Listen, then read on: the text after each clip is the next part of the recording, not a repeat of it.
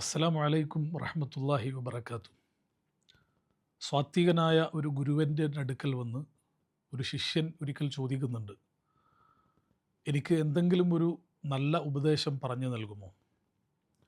അപ്പോൾ ഗുരു അദ്ദേഹത്തോട് പറഞ്ഞു, നീ ജീവിതത്തിൽ എപ്പോഴെങ്കിലും പാത്രം കഴുകിയിട്ടുണ്ടോ?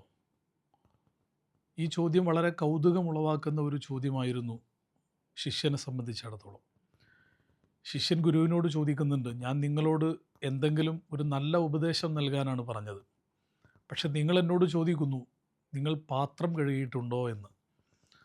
അഥവാ ആ പാത്രം കഴുകിയോ എന്ന ചോദ്യം കൗതുകമുളവാക്കുന്നതാണെങ്കിലും അതിൽ ഒരു യുക്തി അടങ്ങിയിട്ടുണ്ട് എന്നാണ് ഗുരു പഠിപ്പിക്കാൻ ശ്രമിച്ചത്.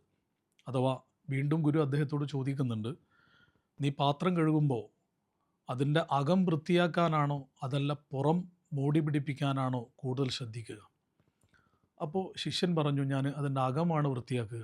കാരണം ഭക്ഷണം പാകം ചെയ്യുന്നതും ഭക്ഷണം കഴിക്കുന്നതും പാത്രത്തിൻ്റെ അകത്ത് വെച്ചുകൊണ്ടാണ്. അതുകൊണ്ട് അതാണ് കൂടുതൽ ശ്രദ്ധിക്കുക.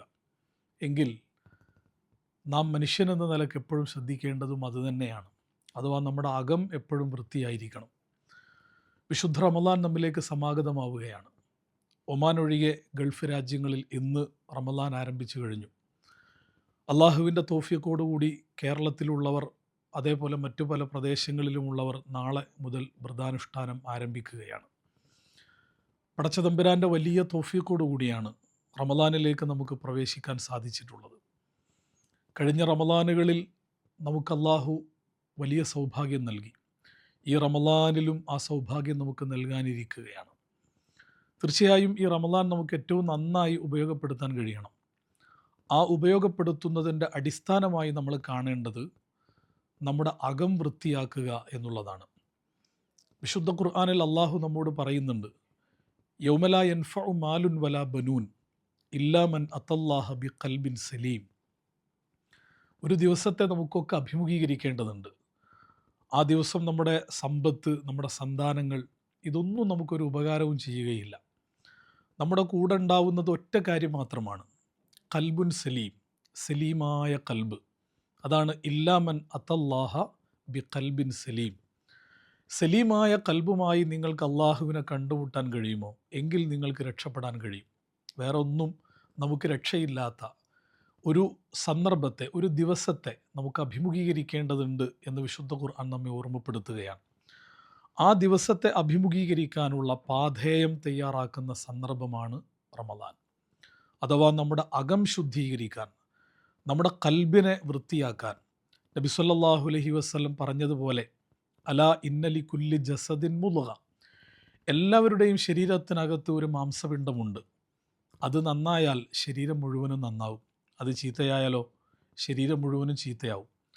അതുകൊണ്ട് ശരീരത്തിൻ്റെ പ്രത്യക്ഷ മോടി പോലും സംഭവിക്കുന്നത് നമ്മുടെ കൽബ് ശുദ്ധീകരിക്കപ്പെടുമ്പോഴാണ്, കൽബ് വൃത്തിയാക്കപ്പെടുമ്പോഴാണ്. അതിനുള്ള അവസരമാണ് ഈ റമളാൻ. ആ നിലക്ക് ഈ റമളാനിനെ ഉപയോഗപ്പെടുത്താൻ നമുക്ക് സാധിക്കുക എന്നതാണ് ഇനിയുള്ള ദിവസങ്ങൾ നമുക്ക് ചെയ്യാനുള്ള ഏറ്റവും പ്രധാനപ്പെട്ട കാര്യം. റമളാനിലെ നോമ്പ്, റമളാനിലെ തറാവീഹ്, റമളാനിലെ സ്വതക്കകൾ, റമളാനിലെ ഖുർആൻ പാരായണം, റമളാനിലെ ഖുർആൻ പഠനം, റമളാനിലെ നമ്മുടെ ദിക്റുകൾ, നമ്മുടെ ദുആകൾ, അതോടൊപ്പം നമ്മൾ ചെയ്യുന്ന ധാരാളം ജനസേവന പ്രവർത്തനങ്ങൾ, നമ്മുടെ ഇഫ്താർ, നമ്മുടെ സുഹൂർ, ഇങ്ങനെ റമളാനിൽ നമ്മൾ ചെയ്യുന്ന എന്തെല്ലാം ഉണ്ടോ അതൊക്കെ നമ്മുടെ കൽബിനെ ശുദ്ധീകരിക്കാനാണ്. കൽബിനെ ശുദ്ധീകരിച്ചുകൊണ്ട് അള്ളാഹുവിലേക്കുള്ള യാത്രയിൽ ആവശ്യമായ പാഥേയമൊരുക്കാനാണ്. ഫതസവ്വദു ഫഇന്ന ഖൈറസ്സാദി അത്തഖ്വ. ഒരു മനുഷ്യൻ്റെ യാത്രയിൽ അവൻ്റെ ഏറ്റവും പ്രധാനപ്പെട്ട പാഥേയം തഖ്വയാണ്. തീർച്ചയായും ഈ റമളാൻ നമ്മെ സംബന്ധിച്ചിടത്തോളം തഖ്വ എന്ന് പറയുന്ന പാഥേയം കൂടിയാണ് ഒരുക്കേണ്ടത്. ആ തഖ്വ പാഥേയമായി സ്വീകരിക്കുന്നവനാണ് യഥാർത്ഥത്തിൽ കൽബിനെ സലീമാക്കാൻ കഴിയുക. അതുകൊണ്ട് തഖ്വയിലൂടെ സലീമായ കൽബ് നേടിയെടുത്തുകൊണ്ട് ഈ ദുനിയാവിൽ ഏറ്റവും നല്ല ഒരു മനുഷ്യനായി മാറിക്കൊണ്ട് നാളെ മരിച്ചുപോയി കഴിഞ്ഞാൽ നമുക്ക് അഭിമുഖീകരിക്കേണ്ട ആ ദിവസത്തെ ഏറ്റവും ആത്മവിശ്വാസത്തോടു കൂടി നേരിടാനുള്ള കരുത്ത് ഈ റമളാനിലൂടെ നമ്മൾ നേടിയെടുക്കണം. പടച്ചതമ്പുരാൻ നമുക്കതിന് തൗഫീഖ് നൽകി അനുഗ്രഹിക്കുമാറാവട്ടെ. അസ്സലാമു അലൈക്കും വറഹ്മത്തുള്ളാഹി വബറകാതുഹു.